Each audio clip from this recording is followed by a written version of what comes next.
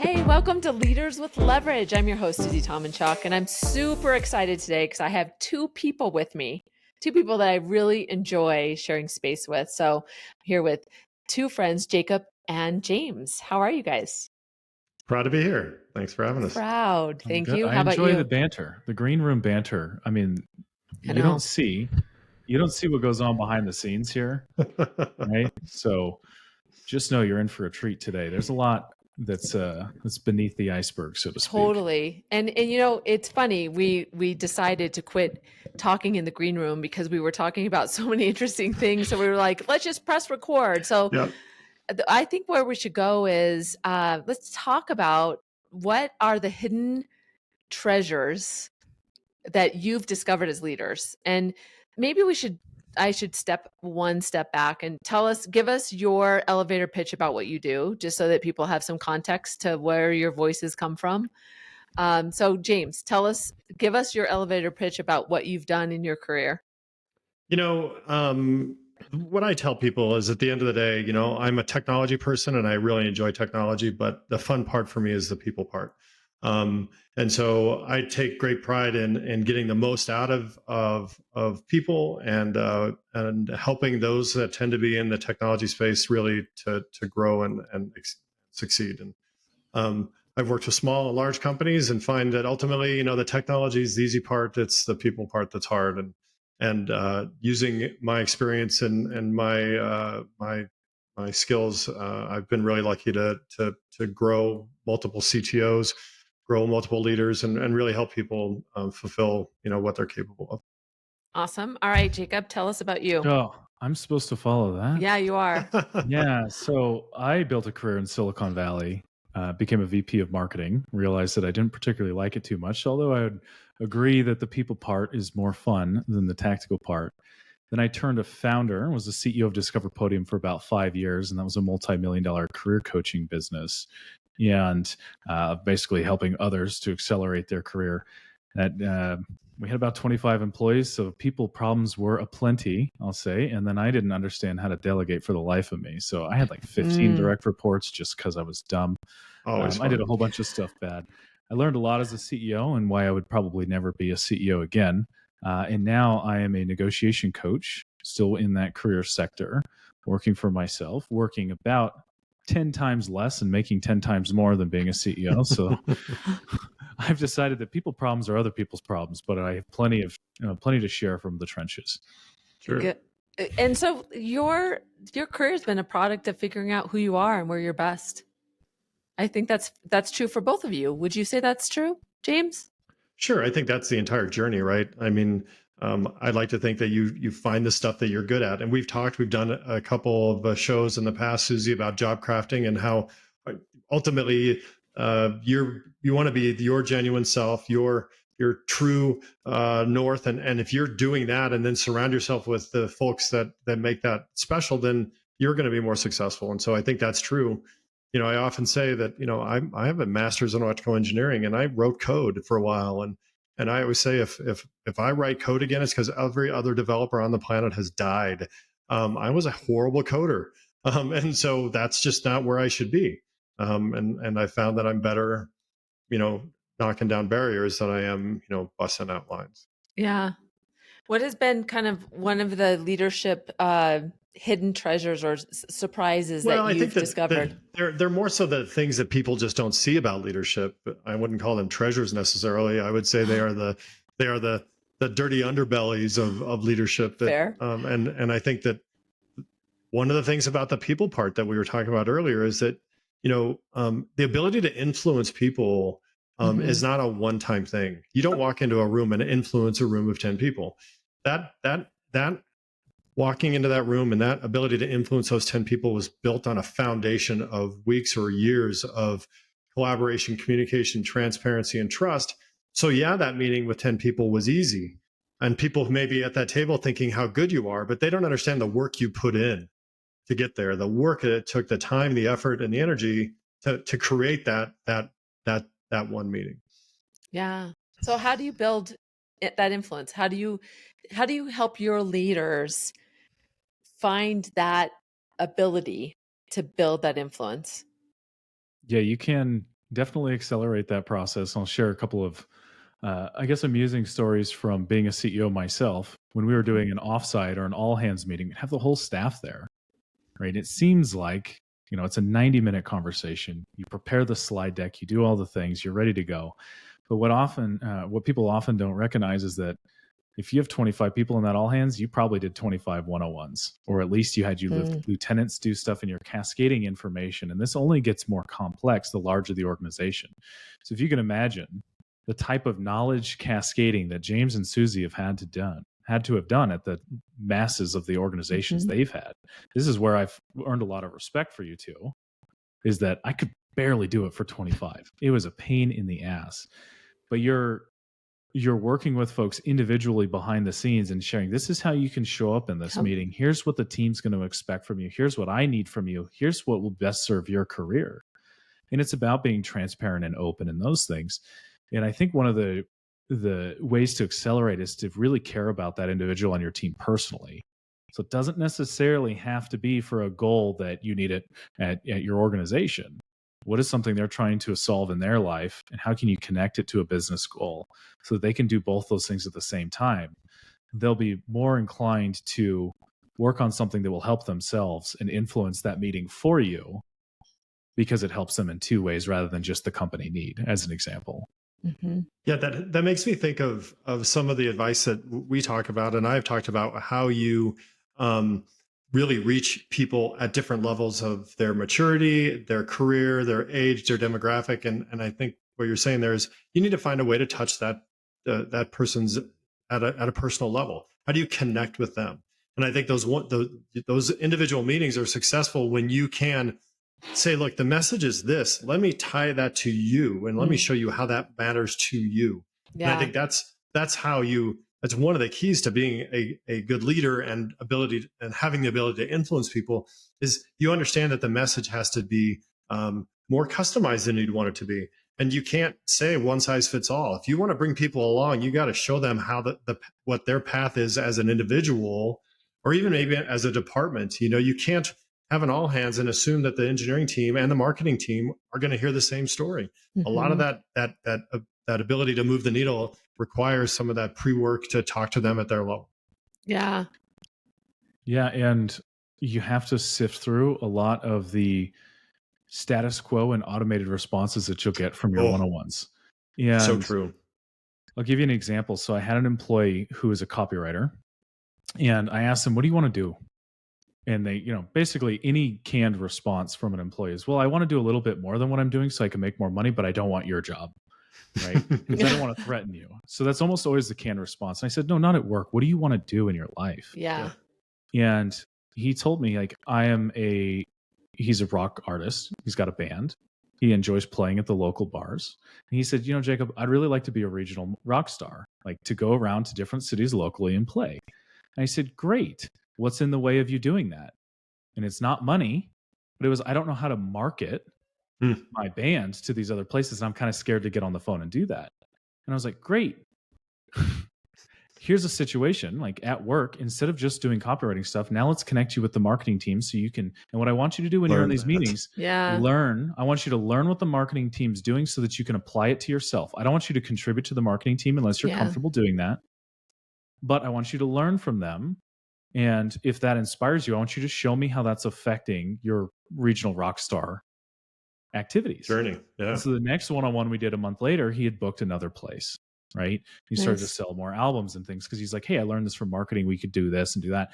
And so he started to become more involved with work because we were connecting to something he was truly passionate about. So that sifting through the bullshit response, sometimes you just have to ask a bunch of times in a row. 5 whys. If you ask someone why 5 times in a row, like an annoying toddler, which I'm going to have here pretty soon, you ask somebody 5 whys in a row, you'll eventually get to the true meaning of what they're talking about. So it's something that you constantly have to sift through as a leader of like, how do I break this down so it's not a canned response? And how do I make sure that they feel safe, that I'm not going to hold that information against them? Yeah. You know what? I'm going to point out some leadership things that you guys are doing naturally. You're teaching those people how to build influence in others because you're modeling that. You're also the questioning and listening, the active listening and understanding the context of the other person. That's building that trust, and that does build influence as well. And sitting in it. I find that leaders go from one meeting to another and they don't think about that dwell time or even practicing that silence or giving space to somebody else, because even using silence can help Sure. you draw out what is still kind of percolating in that other person's mind instead of just jumping right in. So changing that cadence. Yeah, I think that one of the things we like to talk about is asking a lot of questions. Five whys, love that. But I think there's a subtlety to that too. That I know that I've worked for people who, when that boss or that stakeholder asks you questions, there is a feeling of interrogation. There is a feeling Mm, that you have to have the answer, no matter what. And I think it's important as a leader, if you want to engage in that type of modeling, which I love. One of my favorite phrases is, when you're listening to somebody speak, instead of thinking about what you're going to say next, think about what question you're going to ask next. Just having that shift in mindset is so important. But you've got to do it over time, and there's got to be some style to it. Because if you are seen as somebody who's always asking and peppering questions, that's that's not the positive outcome. You're not going to get the answer, Jake, that you described. You're going to get somebody who's defensive. And so, hmm it is one of the other, I think, back to the secrets of being a leader. It's a long game. You don't hmm become, rarely are you an effective leader overnight, and you have to do the investment, and you have to change your style, and really, do things that grow that. And, asking the right kind of questions has to come with, the type of style that ensures those questions land correctly. Yeah, that's exactly right. I completely agree with you. It's that building that trust. Yeah, They will feel interrogated if they don't know what your intention is. sure. And so as you build that relationship and that trust, that comes from seeing the person holistically. I also like the cascading of information. There's research that shows that the senior team will live in the strategy for so long that they'll send out that email or that town hall they'll give the information once and they'll figure that Forget about. everybody Yeah. understands. And it takes a while for people to understand how that connects. So that one-on-one before helps people understand and synthesize the And information after. and after. Yeah. Talk They more also feel about like that. they're on the inside scoop when you Yep. let them know it's Yeah. coming, right? It's like, this is what's going to happen, right? This is coming down the pipeline. You're one of the first to know about it, right? That helps Hmm. people feel valued too. I'm going to let the whole team know. I'm going to let your team know next, right? And that way you can control the message if necessary. But that takes that extra work. If you can trust your lieutenants to do that, then that's one thing. But sometimes, at least in my case, I couldn't quite trust my lieutenants yet. So I had to go to their team too. And sometimes I'd ask them, are you comfortable cascading this or should I be there? Right. And help continue that. And then to your point about continuing with the follow ups, you have to beat the drum of consistency in. That's why a simplified message works better. It's Yep. easier to remember. That game of telephone where you go around the circle and all of a sudden you hear a different sentence at the end of it is very true, especially in a corporate environment. Simple message, repeated and repeated. You could tie this back to OKRs and doing all that Hmm. obnoxious stuff and doing some people management. There's tools like 15.5 that I used in one of my last people leadership roles. It was phenomenal.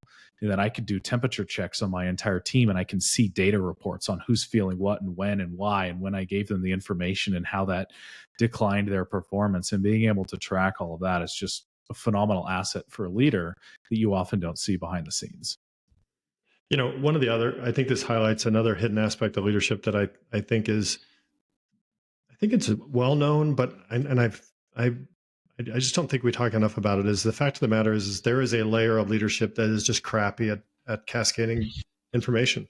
I've Yeah. never worked anywhere. I've always called it that clay layer that it just, for whatever reason, it just doesn't get down to the next level. And I don't Huh. care what size the company you're in, whether it's, you have 1,000 people, you have 10,000, or you have 50. There's some sort of psychological middle ground there that constantly occurs, that I think that, no matter how hard you try as a leader, you've got to either both work hard to break through that clay layer, but also accept that you're going to have to skip over it.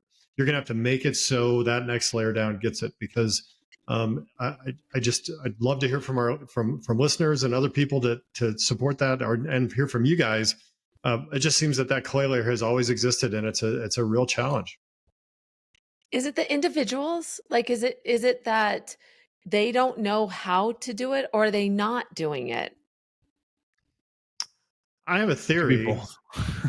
Tell us your theory. I think it's an information hoarding subconscious. They're at the table. They have the information, and that's power. And so I don't think it's 100% of everybody, and it's not every vice president by definition is not going to share. But I do think it's a pretty common trait that there is a problem with that.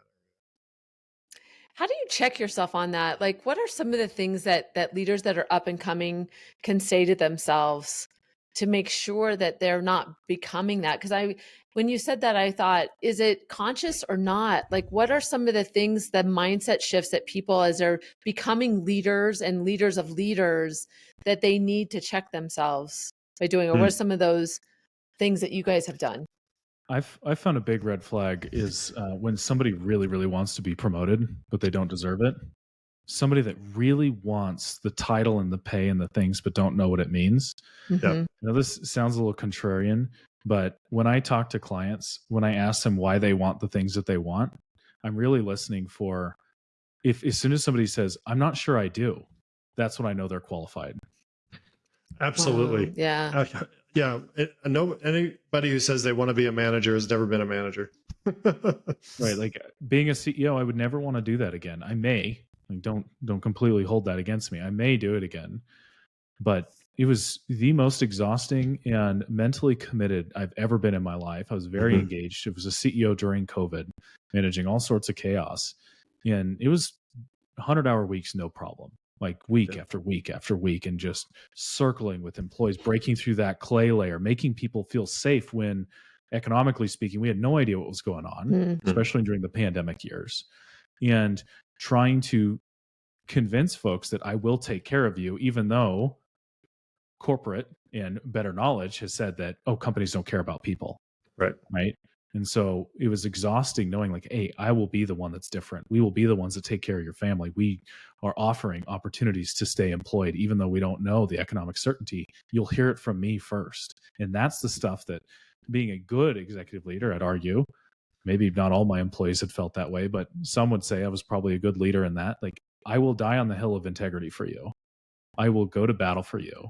And that's the stuff that, like, character's defined in the hard moments, not in the good ones. So anyone can be a leader when it's good. Yeah. When everything's up and to the right, like, you can accidentally luck yourself into a VP role at maybe Google when it first started, right? Not now, right? But maybe there was a day like you followed a rocket ship up, but you didn't deserve it, technically. Now it's how do people respond when times are hard? Yeah. And then that's what those are the folks who are like, yeah, I don't know if I want to do that again. Oh, you're qualified because you know what's into it, right? You know what it means. Yeah, I think that's that other thing about, that it's not always glamorous. People want to be in charge. People think it's great. You see it in the press that, how easy CEOs and they're overpaid, et cetera. I'm not saying there aren't executives that are overpaid, because there certainly are, but it is a challenging role that has a lot of really difficult nuances to it that I think that just aren't seen. And I think that it's when the tough times are that's the crucible where that character is shown. And I think that it's even further manifested itself in the people that you follow. There are people, I don't care where they go work, I'll work for them. I know a guy that I worked with that we were at a small software company for their custodian, and he was the CEO of that company. Before that, he was a leader at a helicopter ski company, but people followed him because he was a good leader. And it didn't matter where they were. And that type of that's what people say, that you don't leave companies, people leave your boss. And I think that's the other side of that phrase. I think it becomes dangerous too when lifestyle creep forces people to be leaders, because that's where the compensation will pay for their lifestyle creep. So there starts to become a lot of fight or flight, because if you lose your job, you lose your mortgage, you lose your house, you lose your family, you lose all. I have these types of conversations with clients often. I say, why do you need so much? What would your life look like with less? Oh, like my wife's not going to live in a smaller house, or my husband won't accept this, or I'm the breadwinner, or their life choices Mhm. and keeping up with the Joneses has put so much pressure on their earning that they need to survive. And that's where the political chops come out. And that's where you get some of the more gut wrenching stories you hear about, stabbing people in the back and those types of things that happens all the time, politically speaking, in every major organization out there. If someone loses their job, they could lose their marriage. If Right. someone loses their job, they can lose their home. They could lose their kids. When that starts to happen, you're no longer qualified to lead in that position too. This goes back to negotiation advice too. Your strongest ability to negotiate is when you don't need something, when you can Absolutely. walk away. So when you don't need to be a leader because you're very comfortable in yourself and your ability to manage or whatever that is, that's when you're more qualified, I'd argue. But when you find yourself in that position of desperation, we need to relook at your life choices, and we need to have a lot of stuff to unpack there. And I think that causes a lot of unwanted stress that cascades down. That stress will Absolutely. shit rolls down, so to speak, right? That stress will roll down quickly, and it will start to cause dissension in the ranks, and that's really dangerous. Well, that's where you start seeing you look objectively and go, what is the decision making going on over at this company? Why is this leadership doing these things? And I often say there's just something else going on, right? No person with the information I have would make that decision. But you're right. It could be that they're in over their head and they have 2 country club memberships and they can't shake that. It could be that they've got another job on the hook. Leadership is infected by lots of things, and I think that's the reality of it. And some folks just shouldn't be where they are because of other choices. Yeah. And those are just, I know we were talking about the hiddens, right? Those are the things you don't always see, right? Yep. Yeah. And it's those behaviors, it makes me think of finite mindset versus Mhm. abundance, right? And so that also can be triggered by lack of information, feeling like what's going on in the business, um, these uncertain times too, when Sure. how do you make people feel confident so that they're not in this finite? Because then that does cascade into these things, hoarding information, playing kind of dirty politics, making yourself look good compared to somebody else. And Right. those are things that we need to be aware of as leaders. Well, I think it reminds me of one other thing that I'll mention before we go is that the companies that I've seen handle those situations really well are the ones that work really hard to have clear talking points. And Mhm. I know that we've worked with corporate comms people in the past, Susie, that were amazing. And at the companies I left have gone to since then, it was always about making sure we had good, clear talking points before and after, clear messaging, consistent messaging. That was one of the things I thought was so amazing about Comcast is we would be sitting in a room with our local leadership and they would tell us something and you turn on the television and there'd be Brian Roberts saying the exact same thing on Squawk Box. And that is an amazing amount of Yeah. effort and time and work that goes into that. But talk about it and the ability to influence and drive through that collator, et cetera. And I think I know companies that I've worked for have not appreciated the energy and time it takes to do that upfront, and then does pay the price after the fact. And I've specifically seen us invest more so in that, and as of late, because you do get into complicated conversations, especially with COVID and the market. It takes a lot of time to make sure everybody's on the same page. Yeah. It's so good. All right. Before we go, I want to ask you both a question to consider because I believe, and I know you do too, that leadership is always something that is a work in progress. Mm. So when you think of your future self as a leader, what is something you need to be more intentional about to be that future leader that you're striving to be? Ooh, I stumped the crowd. That's a good I'm question. pretty proud of myself. I'm a bit of a contrarian in this regard, in that since shutting down the position where I was a CEO and scaling back, and we took a year to unpack that to make sure everyone was taken care of. I started working with some career coaches. I do eat my own dog food. Thank you very Yeah. much. Started working with some career coaches, and they were asking about goals and things that I'd want, aspirations and stuff. And I'm contrarian in that I'm perfectly content with where I'm at. And they said, like, well, what kind of promotion do you want? What kind of job? What kind of company? Like, I don't want to work for a company. I feel like if I'm working for a company, I've failed somewhere. Like I now work for myself. I do better than I've ever done before. I have a lot of time with my family and those types of things. And I'm very mindful of, especially because I get paid to give my opinion all the time, which is tricky. That really will mess you up as a coach. Like it's kind of a power trip too, especially with the type of executives that I work with. Really mindful consistently that I need to have 2 ears and 1 mouth. 2 ears and 1 mouth. No matter, I'd get myself into consulting or CEO mind at family dinners. Like you go to a family dinner and they're all complaining about something and I'm trying to solve it. I'm like, this is what you do. This is what you do. And I'm solving the problem. And they're like, who the hell is this kid? This is little Jacob that used to eat crayons in the backyard. Now he's like controlling the family dinner. Yeah. Like I couldn't turn off CEO mind. So I don't know if I'm even answering your question. I just recognize that like, I don't want that. I don't want to grow in that particular context. I want to create in my own way. And kind of like that Frank Sinatra, My Way is like, that's the song I want played at my funeral. I just want it done my way. Right. And I know that's not at all a good leadership trait to have. That's why I'm more of on the solopreneur side there. So that's like my perspective. Well, no, I'm going to agree with that to some degree, because I think that for me, what I want to be doing is I'm eschewing the same thing in the corporate environment, which is I'm not aspiring to be the CTO of BlackRock. I know those roles are tough, but for me, it's about how can I increase my ability to influence further? How can I expand my reach to grow and empower people? And if that comes through a promotion or not, I don't care. I feel like my goals are not necessarily tied, or specifically, just like Jake's, not tied to a promotion or a title.